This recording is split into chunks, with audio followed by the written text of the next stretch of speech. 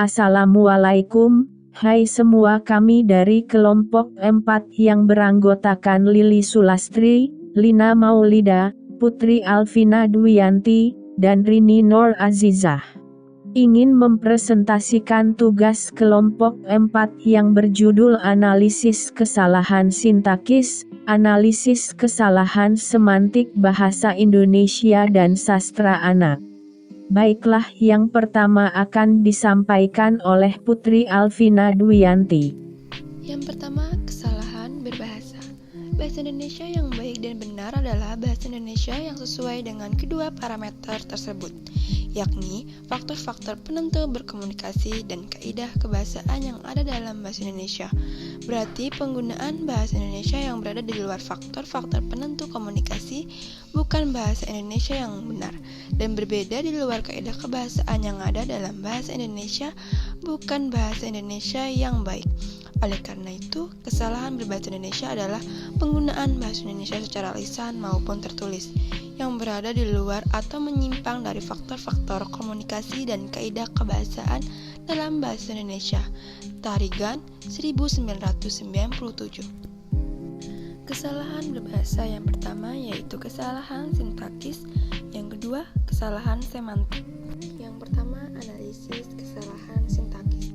Analisis kesalahan sintaksis adalah kesalahan atau penyimpangan struktur frasa, klausa, atau kalimat, serta ketidaktepatan pemakaian partikel. Kesalahan pada daerah sintaksis berhubungan erat dengan kesalahan pada morfologi, karena kalimat berunsurkan kata-kata itu sebabnya daerah kesalahan sintaksis. Berhubungannya misalnya dengan kalimat yang berstruktur tidak baku, kalimat yang ambigu, kalimat yang tidak jelas, diksi yang tidak tepat atau membentuk kalimat, kalimat mubazir, kata serapan yang digunakan di kalimat, dan logika kalimat. Sumber kesalahan berbahasa dalam tataran sintaksis antara lain yang pertama, penggunaan kata perangkai dari, pada, daripada, kepada, dan untuk.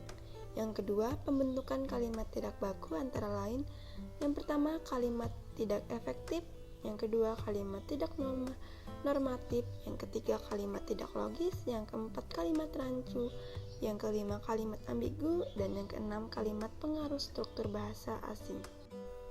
Contoh kesalahan berbahasa sintaksis yaitu PGSD 3B memiliki harapan besar untuk menyabet banyak medali dalam kompetensi Kajur Cup. Penjelasannya, kata yang bergaris bawah merupakan kesalahan sintaksis karena terdapat kata yang tidak tepat untuk digunakan, yakni menyambet. Seharusnya menggunakan kata meraih.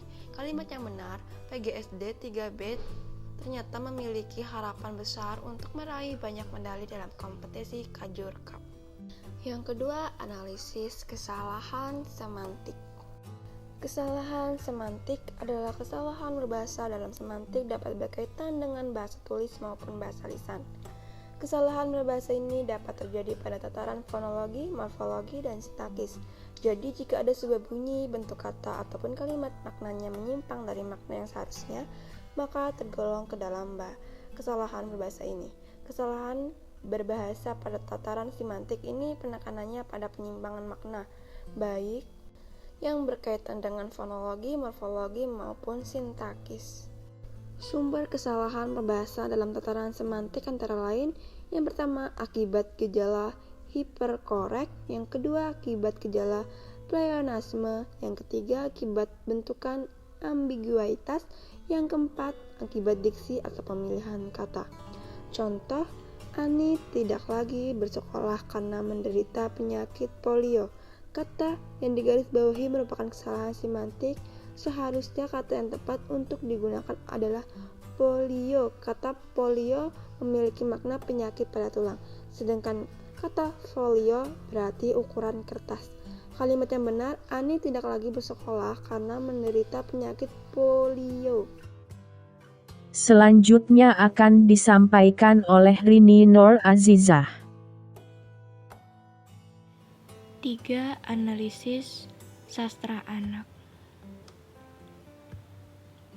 Sastra anak Untuk karya sastra merupakan hasil karya manusia dengan mendayungkan imajinasi yang terdapat dalam diri pengarangnya. Keberadaan karya sastra dalam kehidupan manusia dapat mengisi kedahagaan jiwa, karena membaca karya sastra bukan saja memberikan hiburan, tetapi dapat memberikan pencerahan jiwa. Dengan kata lain, karya sastra dapat memberikan hiburan dan manfaat. Dengan membaca karya sastra, kita sejenak dapat mengalihkan duka dan mengikuti jalan cerita, keindahan, dan keluasan bahasa yang ditampilkan pengarang. Karya sastra merupakan karya imajinatif yang berupa tulisan atau bahasa yang indah, menghibur, serta pengalaman hidup penciptanya. Dengan bahasa yang indah dapat menimbulkan getaran jiwa terhadap orang yang membaca dan mendengarkan, sehingga melahirkan keharuan, kemesraan, kebencian, kecemasan, dendam, dan seterusnya. Nah, berdasarkan pendapat tersebut dapat disimpulkan bahwa karya sastra merupakan karya yang imajinatif, berupa tulisan atau bahasa yang indah, menghibur, serta pengalaman hidup penciptanya. Dengan bahasa yang indah dapat menimbulkan getaran jiwa terhadap orang yang membaca dan mendengarkan, sehingga melahirkan keharuan, kemesraan, kebencian, kecemasan, dendam, dan seterusnya. Ciri-ciri sastra anak. Secara garis besar, menurut Puryanto, sastra anak memiliki ciri sebagai berikut. 1. Mengandung tema yang mendidik.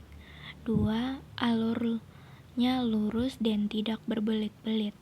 3. Menggunakan setting yang ada di sekitar atau yang ada di dunia anak. 4. Tokoh dan penokohan mengandung keteladanan yang baik. 5. Gaya bahasanya mudah dipahami, tapi mampu berperan dalam mengembangkan bahasa anak. 6. Sudut pandang orang yang tepat. 7. Yang mana imajinasinya masih dalam jangkauan anak. 8. Puisi anak mengandung tema yang menyentuh, ritme yang meriangkan, tidak terlalu panjang, dan ada rima dan bunyi yang serasi dan indah. 9. Isinya bisa menambah wawasan pikiran anak. Sedangkan menurut Saumpaet ada tiga ciri sastra anak, yaitu dilihat dari unsur pantangan, yaitu unsur yang secara khusus berhubungan dengan tema dan amanat. Maka sastra anak pantang atau menghindari masalah-masalah yang menyangkut tentang seks, cinta yang erotis, dendam yang menimbulkan kebencian, atau hal-hal yang bersifat negatif. 2. Penyajiannya dengan gaya secara langsung, yang mana tokoh yang diperankannya sifatnya hitam putih, yaitu setiap tokoh yang berperan hanya mempunyai satu sifat utama, yaitu baik atau jahat. 3. Jika dilihat dari fungsi terapan, maka sajian cerita harus bersifat menambah pengetahuan yang bermanfaat. Jenis-jenis sastra anak. Yang pertama ada fiksi anak, yaitu cerita fiksi anak merupakan karya sastra yang berisi cerita rekaan atau didasari dengan angan-angan atau yang disebut dengan fantasi, dan bukan berdasarkan kejadian nyata, hanya berdasarkan imajinasi pengarang, tetapi masih dalam konteks anak atau di bawah umur. Yang kedua ada puisi. Nah, pada hakikatnya puisi ialah bentuk karya sastra yang terkait oleh irama, rima dan penyusunan bait dan baris yang bahasanya indah dan penuh makna. Pada kenyataannya tidak mudah mendefinisikan puisi, karena apapun definisi yang dibuat, selalu saja menunjukkan ketidaklengkapan atau kurang dapat mencandra secara akurat sifat alamiah yang dimiliki puisi itu. Barangkali lebih mudah menunjukkannya ini sebuah puisi daripada apa itu puisi. Selanjutnya akan disampaikan oleh Lina Maulida. Yang ketiga ada non-fiksi anak. Non-fiksi ialah klasifikasi untuk setiap karya informatif atau seringkali berupa cerita yang pengarangnya dengan itikat baik bertanggung jawab atas kebenaran atau akurasi dari peristiwa, orang, dan atau informasi yang disajikan. Cerita fiksi dan non-fiksi dapat sama-sama menampilkan sisi-sisi kemenarikan dan kekuatannya sendiri karena karakteristiknya berbeda.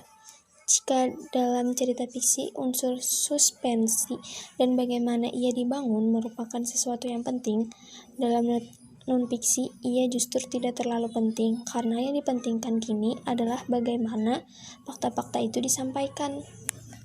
Yang keempat ada komik sastra anak. Komik sastra anak adalah suatu bentuk seni yang menggunakan gambar-gambar tidak bergerak yang disusun sedemikian rupa sehingga membentuk jalinan cerita. Berhadapan dengan komik selama ini terkonotasikan sebagai sesuatu yang berkaitan dengan hal-hal yang tidak serius, santai, hiburan ringan, lucu, dan lain-lain yang tidak terlalu memberatkan. Hal itu ada benarnya karena bukankah komik dapat dinikmati secara santai kapanpun dan dimanapun yang menginginkan untuk membaca. Contoh-contoh sastra anak ada 4. Yang pertama ada dongeng. Dalam dongeng contohnya seperti cerita Dewi Sri yang dikisahkan sang Dewi menolak diperistri oleh Batara Guru. Yang kedua ada fabel, contohnya cerita si kancil dengan kura-kura. Si kancil dia memiliki akal yang cerdik yang dapat melabui kura-kura. Yang ketiga ada cerita rakyat, contohnya seperti kuntilanak yang mana dikatakan bahwa kuntilanak adalah makhluk halus penjelmaan seorang perempuan hamil yang meninggal. Dan yang terakhir ada legenda, contohnya legenda yang sudah tidak asing lagi yaitu cerita si Malin Kundang. Selanjutnya ada pemilihan sastra anak. Yang pertama, pengembangan intelektual. Piaget membedakan perkembangan intelektual anak ke dalam 4 tahap. Tiap tahapan mempunyai karakteristik yang membedakannya dengan tahapan yang lain, dan hal itu berkaitan dengan respon anak terhadap bacaan. Sebagai konsekuennya, hal itu pun mempunyai implikasi logis dalam pemilihan bahan bacaan anak. Tahapan perkembangan intelektual yang dimaksud adalah 1. Tahap sensori motor atau the sensory motor period dari umur 0 sampai 2 tahun. Tahap kedua ada tahap praoperasional atau the operational period dari umur 2 sampai 7 tahun. Yang ketiga ada tahap operasional konkret atau the concrete operational dari umur 7 sampai 11 tahun. Dan yang keempat ada tahap operasi formal atau the formal operational dari umur 11 atau 12 tahun ke atas. Yang kedua ada perkembangan moral. Selain mempelajari perkembangan kognitif anak, Piaget juga mendalami hal-hal yang berkaitan dengan perkembangan moral. Menurut Piaget, perbedaan nyata antara anak dan dewasa adalah bahwa anak memiliki 2 moral. Piaget dan Kohlberg atau ahli lain yang mengembangkan teori Piaget lebih lanjut mengemukakan bagaimana anak mungkin saja mengubah interpretasinya terhadap dilema, konflik, dan moral dalam cerita.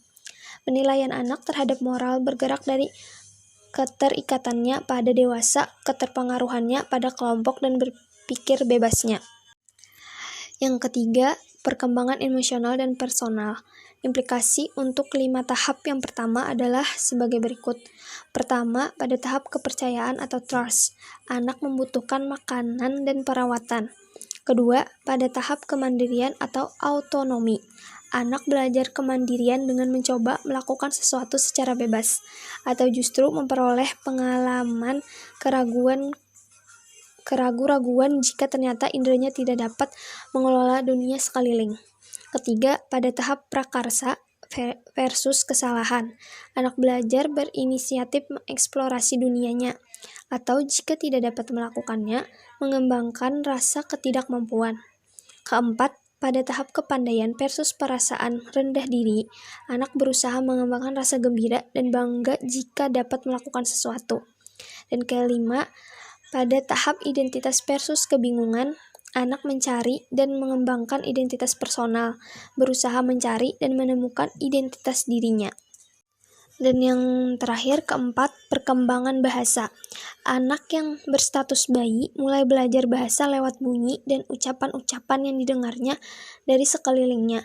Pada mulanya, anak tidak dapat membedakan bunyi suara manusia dengan bunyi-bunyian yang lain, tetapi lama-kelamaan mampu membedakannya.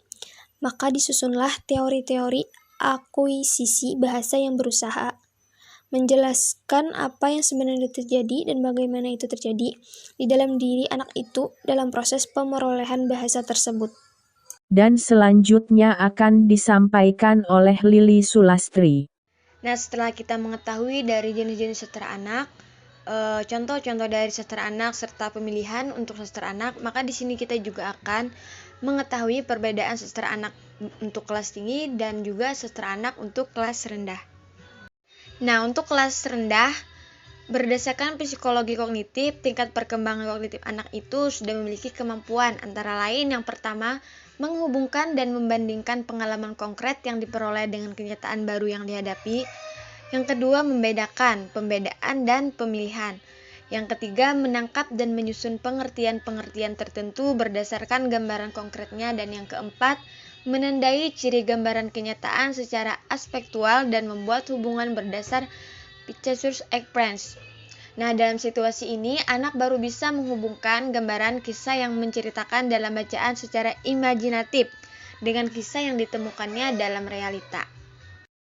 Nah, untuk jenjang kelas terakhir atau kelas tinggi, di sini anak sudah mampu yang pertama membentuk pengertian melalui penyusunan konsepsi secara logis dan sistematis. Dan yang kedua, menghubungkan satuan-satuan pengertian secara spekulatif guna membentuk pemahaman secara komprehensif. Dan yang ketiga, mengambil kesimpulan secara tentatif berdasarkan spekulasi hubungan resiprokal, penolakan dan penerimaan isi pernyataan dan bentuk-bentuk hubungan secara korelatif. Nah, pada saat situasi ini, anak jenjang kelas terakhir sudah mampu membaca bacaan yang diperuntukkan bagi orang dewasa, walaupun dalam proses asimilasi dan akomodasi yang mengakibatkan ketidakseimbangan antara isi bacaan dan hasil apresiasi. Nah, berdasarkan penjelasan yang di atas mengenai perbedaan-perbedaan tersebut, maka dapat kita simpulkan bahwa kelas 1 dan kelas 2 itu dominan diberikan bentuk cerita bergambar, sedangkan kelas 3 dan 4 diberikan puisi, sastra tradisional, dan cerita fantasi. Selanjutnya untuk kelas 5 dan 6 itu diberikan puisi dan bentuk cerita realistik kontemporer, kesejarahan, serta cerita fiksi keilmuan. Nah, setelah kita menganalisis kesalahan sintaksis, semantik, dan sastra anak, untuk pembelajaran hari ini atau materi hari ini, maka dapat kita simpulkan bahwa sumber kesalahan berbahasa itu secara tersirat sudah dapat dipahami oleh kita dalam sajian sebelumnya. Untuk penyimpangan bahasa yang dilakukan oleh para penutur, terutama anak atau siswa, dalam pemerolehan dan pembelajaran bahasa. Nah, berdasarkan kategori taksonomi, kesalahan atau kekeliruan bahasa, kita sudah dapat memprediksikan sumber-sumber kesalahan bahasa. Maka dalam konteks ini, sumber kesalahan itu adalah pergunakanlah bahasa Indonesia dengan baik dan benar. Dari parameter penggunaan bahasa Indonesia yang baik dan benar, kemudian dihubungkan dengan pembelajaran bahasa Indonesia di sekolah. Itulah sumber yang utama untuk analisis kesalahan bahasa dalam sajian ini. Untuk penyimpangan bahasa yang diukur berada pada tataran atau wilayah sintaksis, semantik, dan wacana yang dihubungkan dengan faktor-faktor penentu dalam komunikasi. Apabila sumber kesalahan berbahasa itu dideskripsikan secara rinci, maka kita dapat melakukan analisis kesalahan pada sumber-sumber kesalahan berikut. Yang mana analisis kesalahan berbahasa sintaksis dan semantik bahasa Indonesia. Nah, selanjutnya sastra anak adalah sastra yang secara emosional psikologis dapat ditanggapi dan dipahami oleh anak. Dan itu pada umumnya berangkat dari fakta yang konkret dan mudah diimajinasikan. Untuk isi kandungan sastra anak yang terbatas sesuai dengan jangkauan emosional dan psikologi anak itulah yang antara lain merupakan karakteristik sastra anak. Nah, sastra anak dapat berkisah tentang apa saja, bahkan yang menurut ukuran dewasa tidak masuk akal pun. Misalnya berkisah tentang binatang yang dapat berbicara, bertingkah laku, berpikir, dan berperasaan layaknya manusia. Imajinasi dan emosi anak dapat menerima cerita itu secara wajar dan memang begitulah seharusnya menurut jangkauan pemahaman anak. Seperti pada jenis karya sastra umumnya, sastra anak juga berfungsi sebagai media pendidikan dan hiburan, membentuk kepribadian anak serta menuntun kecerdasan emosi anak. Selain itu, pendidikan dalam sastra anak ini memuat tentang amanat moral, yang mana pembentukan kepribadian anak mengembangkan imajinasi dan kreativitas, serta memberi pengetahuan keterampilan praktis bagi anak. Adapun fungsi hiburan dalam sastra anak ini dapat membuat anak merasa bahagia atau senang membaca, senang dan gembira mendengarkan cerita ketika dibacakan atau dideklamasikan, dan mendapatkan kenikmatan atau kepuasan batin, sehingga menuntun kecerdasan emosinya. Nah, sekian presentasi dari kelompok kami. Mohon maaf apabila ada kesalahan dan kekurangannya. Untuk sumber yang kami dapat, hasil dari presentasi kami hari ini seperti yang tercantum di video kali ini. Assalamualaikum warahmatullahi wabarakatuh.